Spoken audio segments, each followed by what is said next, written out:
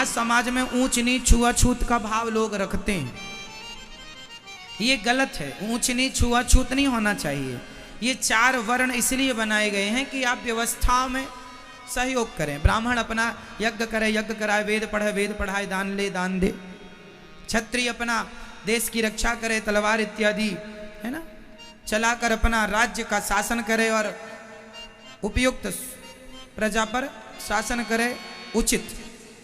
वैश्य को कमा कमा करके पैसा लाना है, आप देश विदेश में जाओ, व्यापार करो।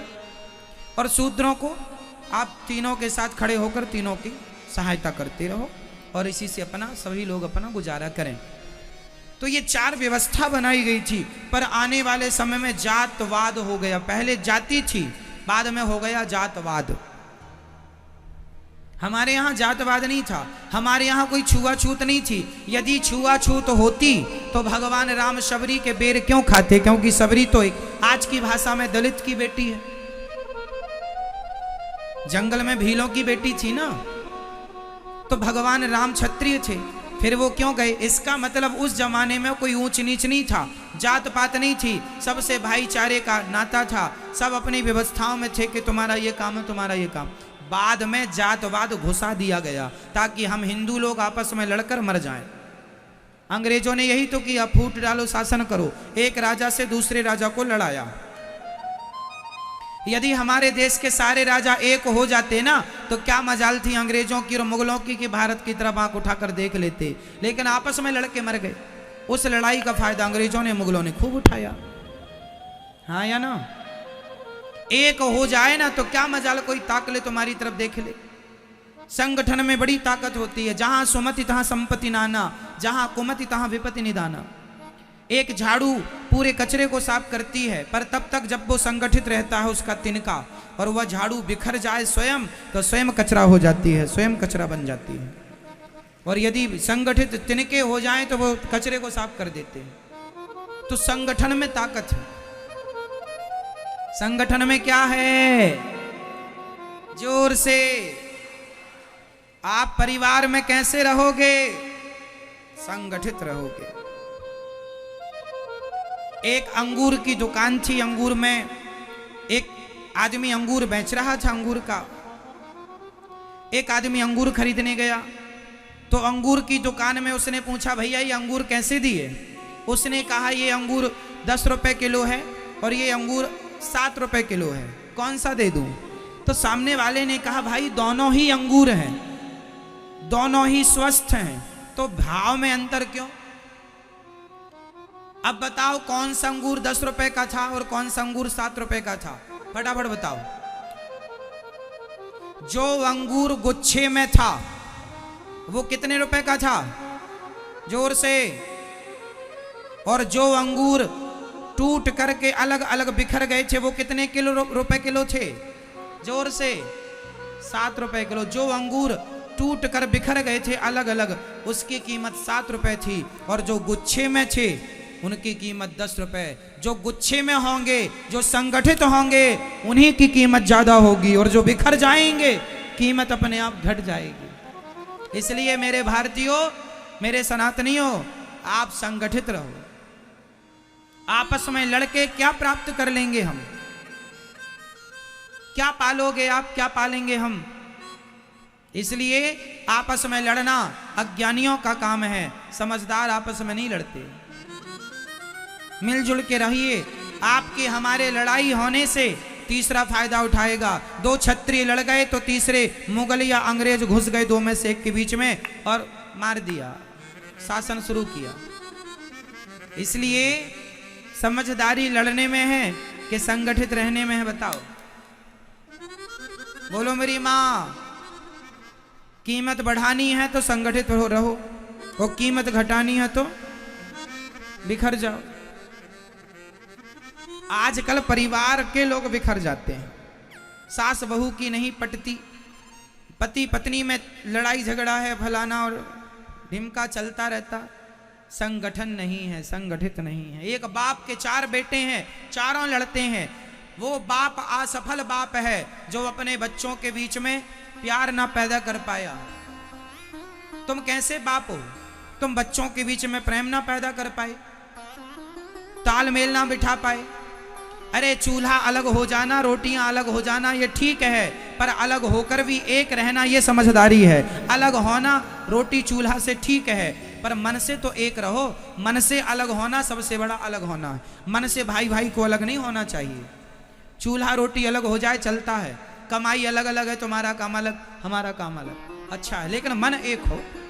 मन से अलग नहीं होना चाहिए। क्यों जी? जो बच्चे मन से अलग हो गए इसका मतलब है कि उसके पिता ने सही शिक्षा नहीं दी, सही संस्कार नहीं दी अपने बच्चों को, इसलिए वो मन से अलग हो गए। इसमें बच्चों के लड़ाई में बेटे दो भाई आपस में लड़ रहे हो और यदि बाप जिंदा है तो गलती बाप की है। तुमने जरूर कोई बंटवारे में हिसाब किताब गड़बड़ किया होगा जिसके कारण बच्चों में फूट पड़ गई।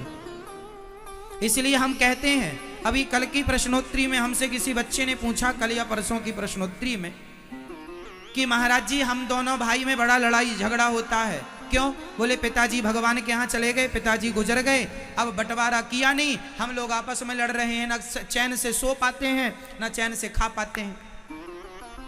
इसलिए जितने पिता सुन रहे हैं अपने बच्चों को समय से अपना बांट दो, जो देना है दे दो, कुछ अपने पास बचा के रख लो, है ना? तुम्हारे मरने के बाद वो लड़ेंगे, लड़के मर जाएं आपस में, वो अच्छा है, या समझदारी से बांट दो और अपना भगवान में लगो, और दोनों के बीच में प्रेम मोहब्बत बनी रहे बच्चों में, ताकि अलग होकर भी एक रहें। भाई शादी विवाह में दोनों भाई संगा रहें, खाएं पिए, एक दूसरे का काम बटाएं, काम करें। आजकल तो समाज में ये होता है कि बड़े भाई की शादी में छोटा भाई ही नहीं आता, मतलब बड़े भाई की बेटी के विवाह में छोटा भाई नहीं आता। तो भाई भाई इतना एक दूसरे के दुश्मन हो जाते हैं, ये कौन से संस्कार हैं? इस लड़ाई से तुम प्राप्त क्या कर लोगे? अपने बच्चों को क्या संस्कार दोगे? तुम्हारे भी कल 2 बच्चे होंगे तो उनको भी क्या पढ़ाओगे कि बेटा बड़े होके लड़ना ऐसे जैसे हम लड़ रहे हैं? इसलिए झगड़ा करने में किसी का लाभ नहीं है, समझदारी नहीं है झगड़े में, समझदारी सुलह में। सुलह करो, भाई भाई प्यार से रहो, और बाप को चाहिए कि मरने के पहले तुम अपना पूरा बंटवारा इत्यादि कर लो। बच्चों को लड़ने के लिए ना छोड़ के जाना कुछ, और बंटवारा बढ़िया व्यवस्थित करना चाहिए पिताओं को।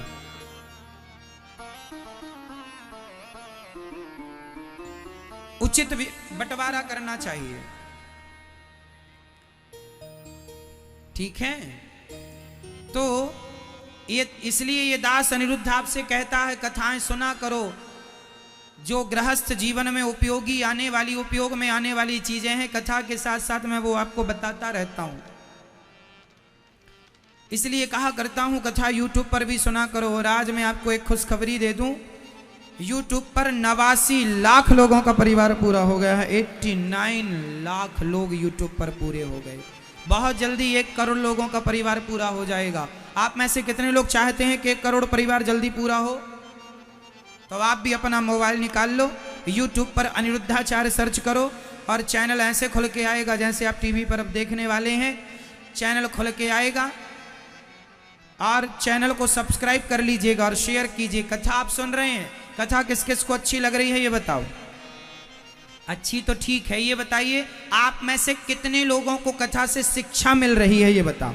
मिल रही है? यदि आपके जीवन में कथा से बदलाव हुआ है तो औरों के जीवन में भी हो सकता है। इसलिए कथा की लिंक व्हाट्सएप में, फेसबुक में शेयर कर दिया करो, और लाल बटन होती है, चैनल को सब्सक्राइब कर लिया करो, ताकि आप भी 89,10,918 लोगों का परिवार पूरा हो गया है। ये केवल एक चैनल यूट्यूब पर, अनिरुद्धाचार्य चैनल पर। सारे चैनल यूट्यूब पर गौरी गोपाल टीवी चैनल भी है, गौरी गोपाल आश्रम चैनल भी है, और फेसबुक पेज। यदि सबके टोटल भक्तों को मिलाया जाए तो लगभग 1.5 करोड़ लोगों से ऊपर का परिवार है।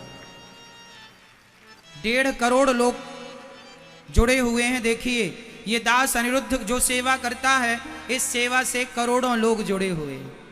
आपसे यही प्रार्थना है, आपको केवल कथा से, केवल कथा ही नहीं, आपको भक्ति, ज्ञान, वैराग्य और गृहस्थी में रहकर कैसे भगवान को पाना है, ये सारी बातें ये दास अपनी बुद्धि के अनुसार, शास्त्रों के अनुसार जो पढ़ लेता हूँ आपको बताता हूँ। आप उस रास्ते पर चलते हैं और अपने जीवन को आप लोग परिवर्तित भी करते हैं।